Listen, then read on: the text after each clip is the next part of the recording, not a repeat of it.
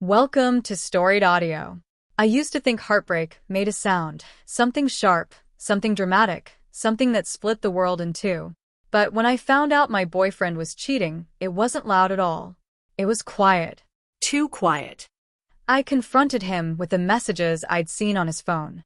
He stammered, lied, tried to twist the story into something innocent. But the truth was right there in the way he wouldn't meet my eyes. So I ended it. I walked out before I could change my mind. I didn't cry until I got home, and once I started, I couldn't stop. My friends insisted on dragging me out that night, first to a bar, then to some house party glowing with string lights and bad decisions. I tried to smile, tried to dance, tried to pretend I wasn't falling apart, but everything felt heavy. Hours later, after too many drinks and too many attempts by my friends to make me forget, I wandered into the kitchen for air. That's when I saw him, a handsome guy sitting alone at the table. He looked up. "You okay?" "No," I said honestly. He laughed softly, not mocking, just understanding. I sat beside him. We talked, and for the first time all night, I forgot I was heartbroken. Near the end of the party, my friends tried to drag me home, but I waved them off. "I'm still talking."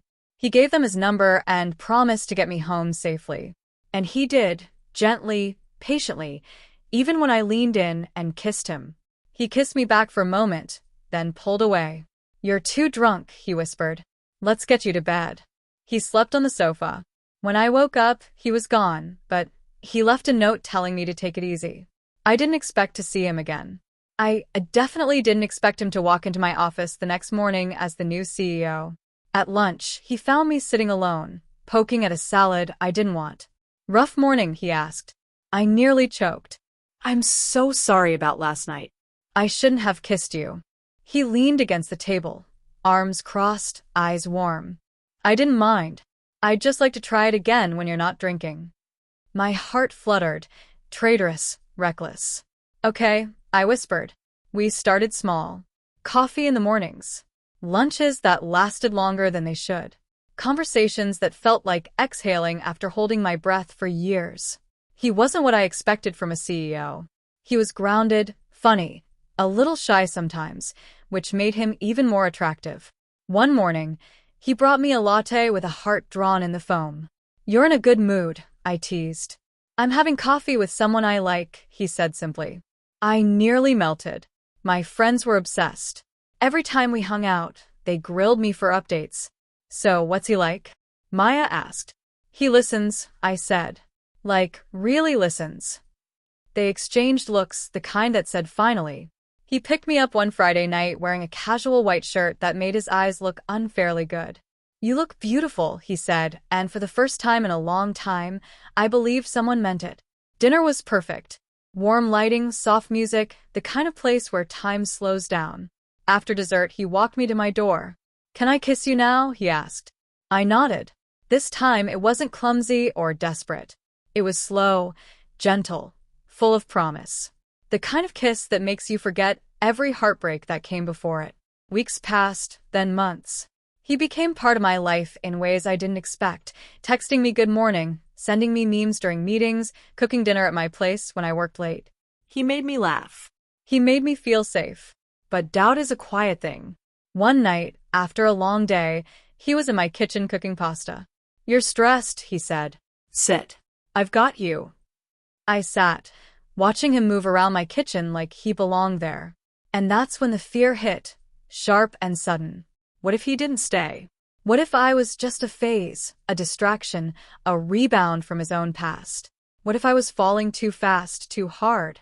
Later, curled up on the couch, he brushed a strand of hair behind my ear.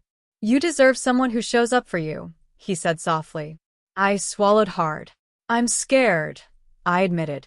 "I don't want to get hurt again." He hesitated, then took my hand. "I know you were hurt before. I know you're still healing. But I want you to know, I'm all in. No games. No half measures." I looked up at him. Really looked, searching for any sign of doubt. But all I saw was sincerity. "I think I'm falling for you," I whispered. He cupped my face gently. "Good," he said. "Because I'm already there."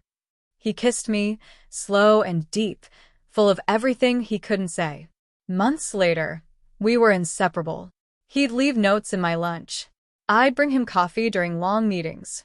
We'd spend weekends exploring new restaurants, going on hikes, or staying in bed talking about everything and nothing. My friends said I glowed. When I finally introduced him to them, they were embarrassingly enthusiastic. Tessa pulled me aside. "He's perfect.